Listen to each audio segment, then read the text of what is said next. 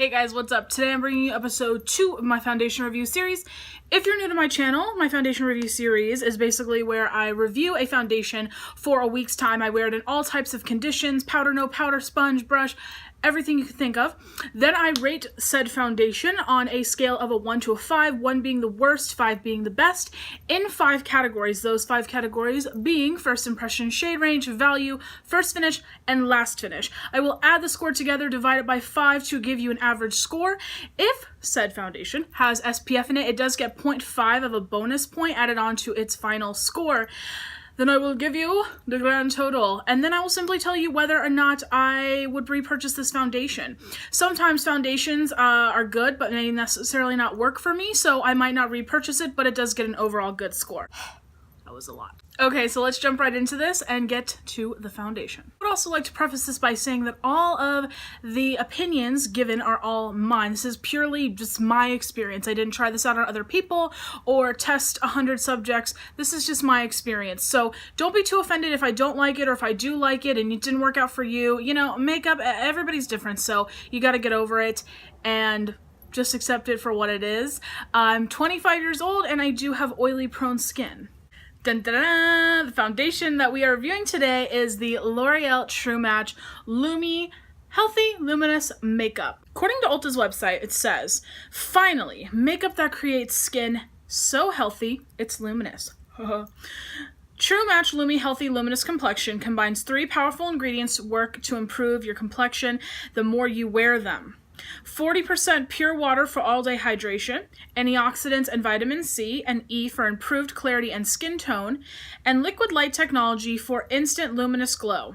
Isn't it time you met your match? So it says that it is supposed to instantly illuminate the skin. After 1 month, you're actually supposed to see clearer, healthier skin. It is a luminous finish. It has SPF 20. The coverage, they say, is lightweight, buildable coverage that lasts up to 8 hours. It is for all skin types, and it is safe for sensitive skin, and it comes in 15 shades. Well, well, well. And if you guys didn't know, I am wearing it today. I know, I look really good. So starting us off with first impression, I am giving this a 4 out of 5. I am absolutely in love with the finish on this. It is so gorgeous and luminous. I love it. Now, someone with oily skin, you know, when I see a foundation that's luminous, glowy, dewy, hydrating, I start hyperventilating. I have to sit down. So this isn't something that I typically go for. As you can see in this video, I am applying half of it with a brush and the other half with a sponge. I like to dot my foundation on first and then go in with said applicator. I didn't think that it would have a ton of coverage, but I didn't think it would be as sheer as it was. I personally don't find it to be very buildable, but I do think that when you use a sponge to apply it, you get more coverage than you do with a brush. But I mean, that's kind of, you know, a rule of thumb anyway with foundation. You want a sheer coverage, you use something that is going to sheer it out. With a sponge, you're pressing it in, so you're going to get that little extra coverage. I did think that it evened out the skin very nicely. It is extremely lightweight, just like it says, and it is so luminous and beautiful. It just looks very, very healthy, as you guys can start to see as I blend this around on the face. It just looks awesome. It's very beautiful. I'm not dinging it again too much for coverage because I know it is a more sheer coverage foundation, even though I'm a full coverage queen. So spraying a little spray on there, and that's how I blended it into the skin. It didn't smell funky. It's a very liquidy foundation just because it is, like it says, 40% water. But yeah, overall, I thought it was really, really nice.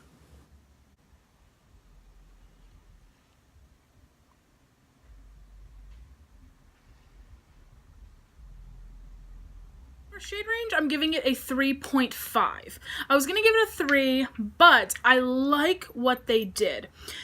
There's 15 shades altogether. So are there brands out there that have more shade ranges? Hell yes. Are there brands out there that have less shade ranges? Hell yes. So, you know, when you look at some and they only have like 6 shades, 9 shades, you're like, oh, that sucks. This is awesome. But when there are foundation shade ranges out there that have 40 shades, you're like, this sucks. So I put it about mid-range. Not the best, definitely not the worst, but I bumped it up to a 0.5 because they did something interesting. So the shade that I use is Warm W12 Porcelain Light Ivory. The shade that I used on my friend is C Cool 7-8 Nut Brown. So they have 5 foundations that are in warm, 5 foundations that are in cool, and 5 foundation shades that are in neutral. Sometimes it's not always about having a ton of foundation shades. Sometimes it's just having the right undertone, you know? So now someone with dark skin can go in, they can find a shade that's warm, maybe they're more neutral, or maybe they have cool toned skin. And I really like that they did that because, you know, sometimes you don't really know, like, okay, with besides like MAC, who has theirs numbered like NW, you know, NC, neutral cool, neutral warm, whatever, you know, you don't sometimes know what kind of undertones foundation shade ranges have. Sometimes they have mixed, sometimes they're just a warm, and not everybody's like that. So I did give them the extra 5 points because even though they could possibly have a larger shade range, I like that they categorized it like that. So 3.5 for me on shade value. I am giving this a 4. You get a whole fluid ounce in here. You get a nice glass bottle and you get a pump. I love a pump. The reason I didn't give it a 5 was because this is still an $11.99 foundation. It is on the higher spectrum of foundations. Not super high. I've definitely paid more for drugstore with less product in here. So I dinged it a bit. I was going to give it a 5. And I'm not dinging it super hard either just because like on Ulta it's $11.99. On Walmart it was like $11.99, but on Target they had it for $8.99. So if you can get your butt over to Target and get this, you might save yourself like $3 or $4. So for that, it gets a 4. So for first finish, I am giving it a 4. I really like the way that it looks. Even just looking at it right now, definitely understand that it's not the most full coverage. Definitely understand that it's a more luminous foundation. So, you know, I factor all of that in. So obviously, am I someone that might want a little more coverage here and here, right here? Yes. Does it look horrible? Heck no, it looks awesome. I think it looks very luminous and lightweight. It's very lightweight, like nothing's there.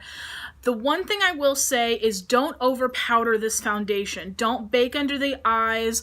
Don't over powder. Try to use a powder that doesn't have a lot of talc in it that's going to make it look powdery. I noticed that even though I love my Patrick's powder, when I baked heavily under the eyes and when I set it with a lot of powder, it looked very, very cakey very quickly, like way more so than normal.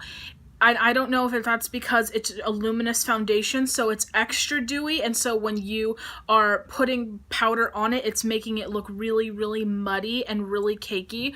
But I really powder this lightly. If you can use kind of like a compact powder maybe, or a powder that is more silica based than talc based, use that. I used today on my face the NYX translucent powder.